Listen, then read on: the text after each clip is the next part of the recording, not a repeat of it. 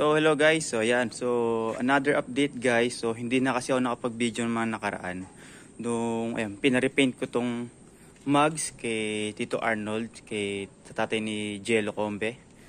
Ayan, so hindi ko na na-videohan or na-i-vlog mabuti. Then lumuwas din ako nakaraan, kasama ko si Eliza, kumuha kami ng goma. Ayan, hindi ako nakapag-vlog masyado. So hindi ako nakapag-video. So mayroon akong konting clip pero hindi ko na na-edit. So, ito na lang guys. Ayan. So, nakuha ko na nga itong goma na bago na 20540 na Aribo. Ayan. ARZ5. So, tatry natin yung ARZ5 since ito yung budget friendly. And nakita ko naman maganda yung review since UK technology yata siya pero made in China. So, at least UK pa rin.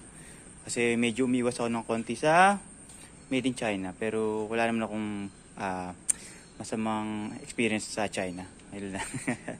Then eto guys, ang pinarepaint ko bronze. Ito yung dati kong blue. Ayan yung 17x8 ko. So ipapakabit na natin guys kay Sis Rosie ngayon. So ikinarga ko na. So nakikita nyo fit na fit or ayan, siksik na siksik yung laman ng kotse. So pinagpatong ko lang. Ayan, pinagpatong ko yung mga mugs dito. Hindi ko lang ng ayan, cardboard, karton, ayan, para hindi magasgas. And tingnan nyo naman, saktong-sakto yung pagkakapit ng 4 na gulong na rim 17 or nung 17 na size na 2540. So ayan guys, so pupunta na ako kay Sis Rosie, then try natin pakabit to. So sana konti pa yung tao.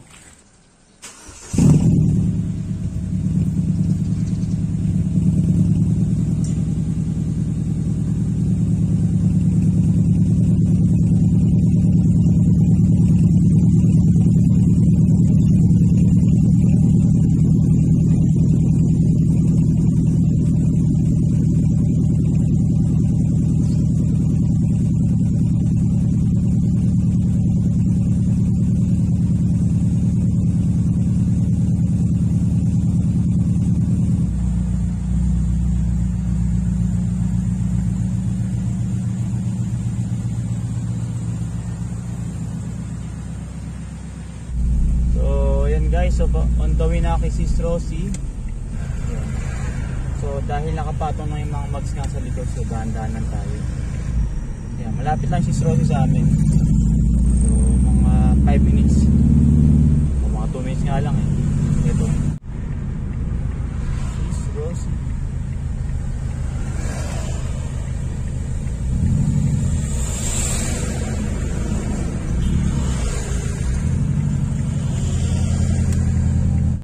So, andito na ako kay Sis Rosie. Ayan, so kausapin natin. Ayan.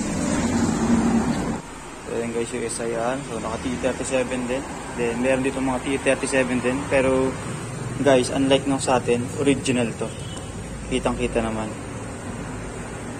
Yung sa akin, ano lang, tie copy. So, sa Ibo nakalagay. Ayan, so hintayin na natin kung sino available na gagawa. Yung Ibo. Evo, legit Evo guys. Yan.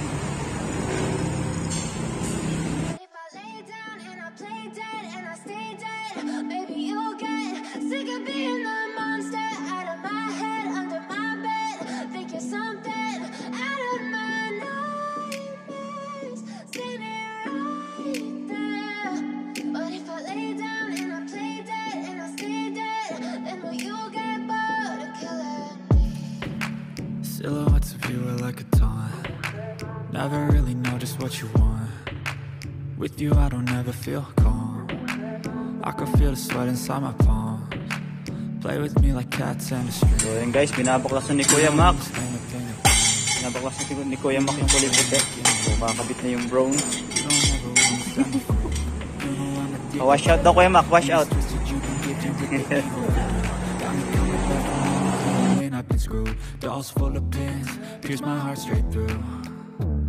I got issues in my head, I like you in my bed, but you keep me on red. Oh. Okay, so ayan guys, nakakabit na yung magis. Ayan. So okay naman yung pagka-bronze ayan, goods. So pwede man, pag gabi medyo mag-dark, so pag umaga medyo light siya. Ayan, so hindi naman nalalayo sa urig na kulay niya na bronze. Yung original na kulit talaga na bro set tulad nun. Hindi kulit talaga at original na T37 talaga yan. Yan guys, so alis na ako. Pagbayad na ako kay Kuya RG. Siyempre laging may discount. So nakauwi na ako, so baba ko lang yung gulong sa likod. Since sobrang mabigat siya. Then malinis na rin para ibebenta.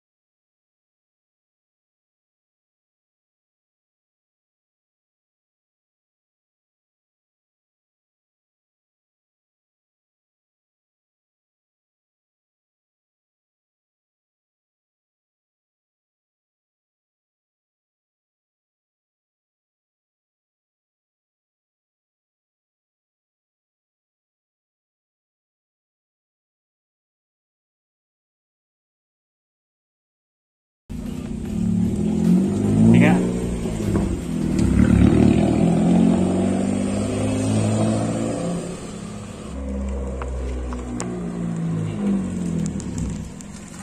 Oh, putok-putok pa.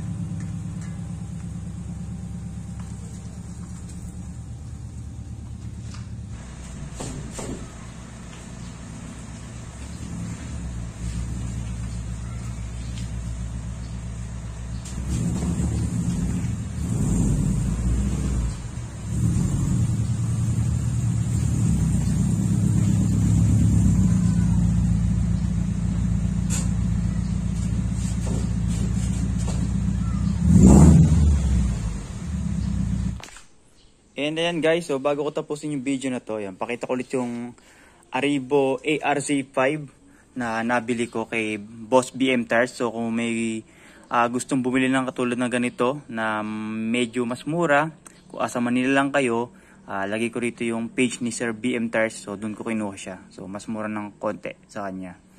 And ayun guys, ang review ko dito is tingnan nyo guys yung protection niya sa gutter. So kahit na 17/8 tong mugs ko, kasi 17/8 yung 8 yung lapad niya, medyo labas na siya, pero yung Arrivo, ayan guys, lubog pa rin yung mugs ko. So may rim protector siya. Ayun guys yung maganda sa kanya. Then napansin ko mas tahimik siya sa daan. So pag tumatakbo ko talagang smooth yung takbo. So yun talaga yung nakita kong review ni ARZ5, ni Arrivo ARZ5. Tahimik siya sa daan compared daw sa ARZ4. Ayan, ito yata yung bagong model eh. Ayan. Then production date ko is 2022. So goods. Then hindi ko alam kung dahil ba sa goma rin yun. Nung pinalitan ko tong goma, mas naging less yung tagtag niya. Siguro since mas makapal to, mas may absorption sa kaldag. Ayan. So, yun guys. So, thank you sa mga nanood and sa magsusubscribe at sa mga subscriber ko dyan. Maraming salamat. So, see you on my next vlog. Bye-bye.